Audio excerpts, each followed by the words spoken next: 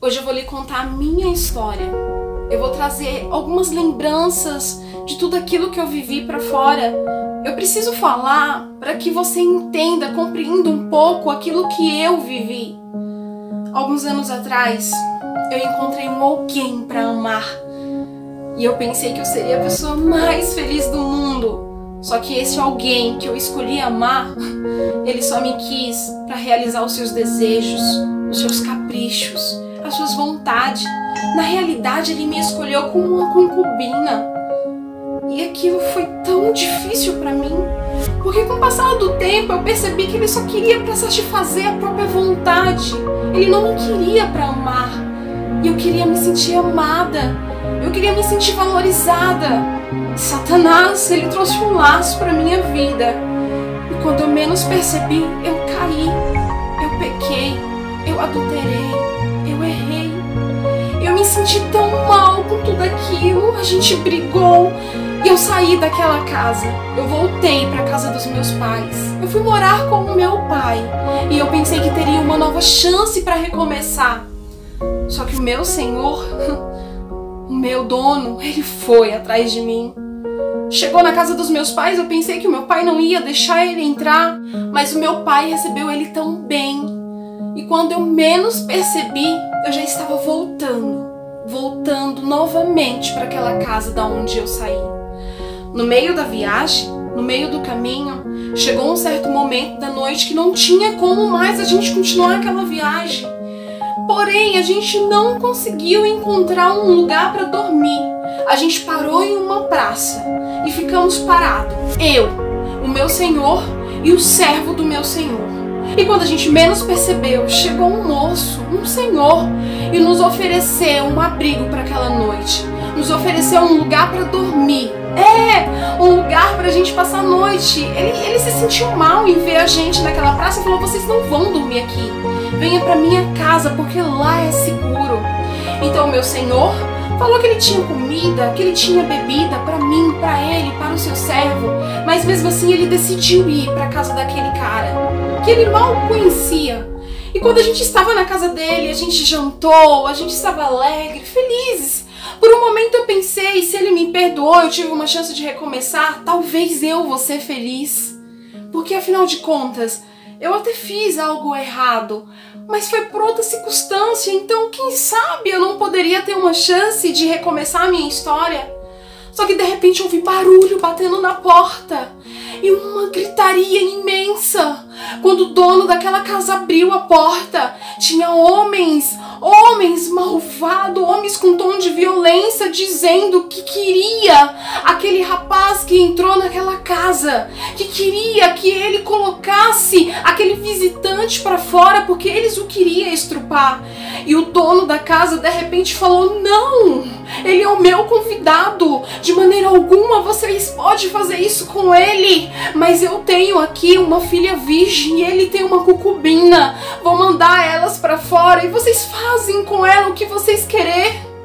Naquele momento eu olhei para o meu Senhor, olhei para aquela família e comecei a pensar: como assim? Eles querem me entregar para esse homem?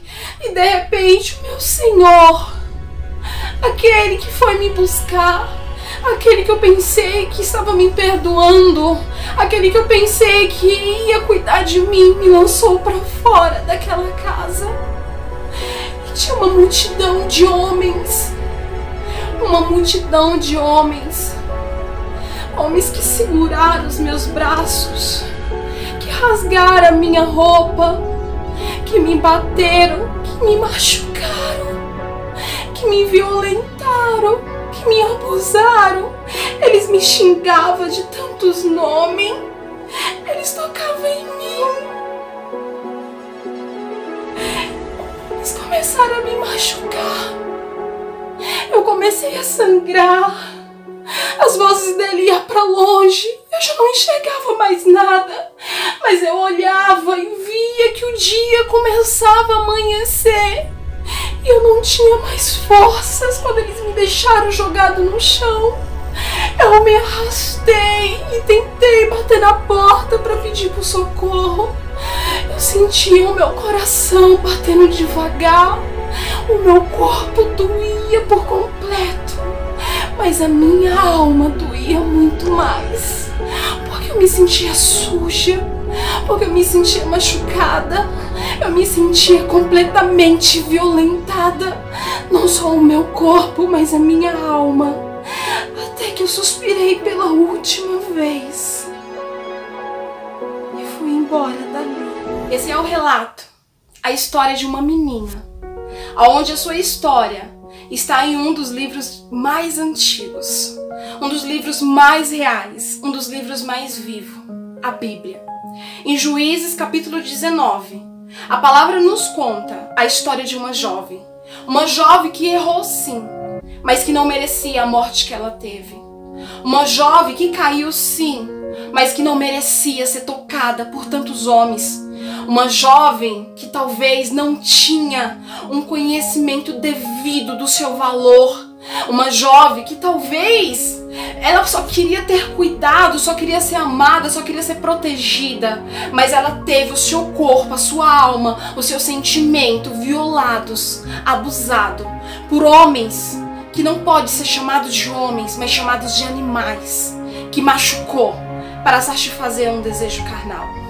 Essa é uma das histórias que a palavra nos relata, referente a estupro. Aí você pode dizer, ô Maggie, mas ela adulterou, mas um erro não justifica outro erro. A cor do meu batom não justifica um homem vir tocar em mim. As minhas roupas, de fato que eu tenho que saber como me vestir. Eu concordo que as nossas roupas nos diz muito de quem nós somos, mas ela não define, não dá liberdade, não abre a porta para ninguém vir nos abusar, para ninguém vir nos assediar, para ninguém vir nos tocar. A humanidade virou de ponta cabeça. As pessoas acham que os corpos não têm mais dono. Melhor, as pessoas acham que as pessoas não têm dono, que todos podem vir tocar, que todos podem falar o que quer. Antigamente a gente ouvia casos de abusos somente dos filhos de Belial. Como assim, Maggie? Somente daqueles, como se diz, sujos, pecaminosos. Só que hoje em dia, quando a gente abre o noticiário, a gente escuta que padres tocou em crianças, que pastores abusou de mulheres. A gente escuta que pregadores que pregavam no altar outra hora se deitou com outras mulheres. A gente escuta que levitas adoradores lançaram mulheres, meninos, meninas e criança à morte. A gente não dá mais para saber quem é o agressor. Não conseguimos, sabe, olhar e dizer, não, ele é alguém mau. Esse é de má fama. Porque as pessoas estão se vestindo de ovelha, mas no fundo a sua alma é lobo.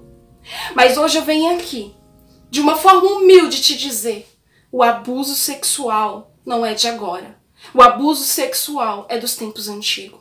Muitas mulheres morreram nas mãos dos seus agressores, na mão dos seus abusadores. E muitas outras estão sofrendo, estão morrendo, enquanto eu e você fica calado. Enquanto eu e você não tem uma capacidade de gritar para o mundo e dizer, hey, acorda!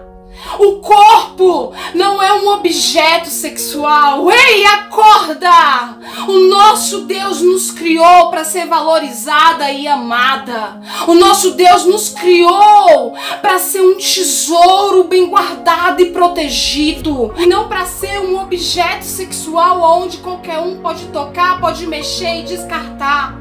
Menina, se valoriza. Não cai nessas ideias psicológicas. Se você me ama, deite-se comigo. Se você gosta de mim, entrega o que você tem pra mim. Não caia nas ideias destes lobos vestidos de ovelha. Criança, se alguém te tocou, não esconda. Mulher, não sinta nojo de você, não se sinta um objeto usado, não tenha vergonha de si porque um canalha tocou nas tuas vestes, no teu corpo, na tua história. Você tem que ter nojo de quem diz ser um homem, mas na realidade é um lixo de pessoa. A verdade nua e crua, o tabu que quase ninguém fala, é que o abuso sexual, o estupro, o assédio, o abuso psicológico O abuso disfarçado de afeto, mente para os ímpios e pecadores. Ele acontece em lar de pessoas cristãs. Acontece em lar de pessoas que servem a Deus e pessoas que não servem a Deus. Não é uma causa para ser abraçada apenas para pessoas que se diz amar o ser humano. É uma causa para ser abraçada por todos que têm caráter, por todos que têm amor à vida. A palavra do Senhor diz: amai o teu próximo como a ti mesmo. Será que você está amando o teu próximo? Será que realmente você está prestando atenção no teu próximo? Será que no meio de um silêncio, de um olhar ou de um comportamento estranho você tem a capacidade de perguntar: o que está acontecendo com você? Tem algo que eu possa te ajudar? Olha, se tem alguma coisa errada acontecendo contigo, não esconda, denuncie. Será que realmente a gente está conseguindo olhar para os nossos lados e a gente está conseguindo dar voz a quem está calado?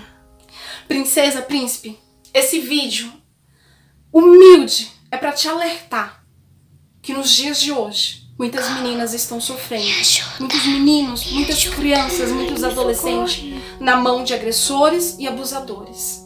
Mas eu e você pode ser resposta dessas pessoas que estão clamando por socorro.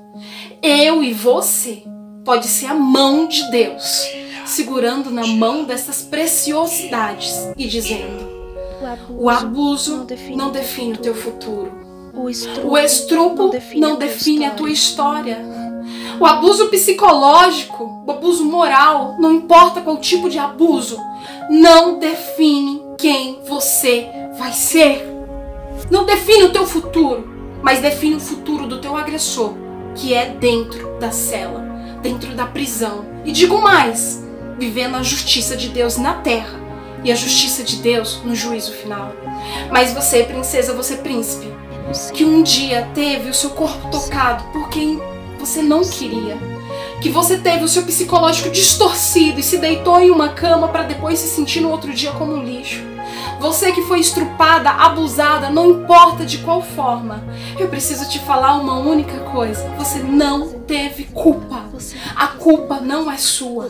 E isso não muda o valor que Jesus pagou por você na cruz.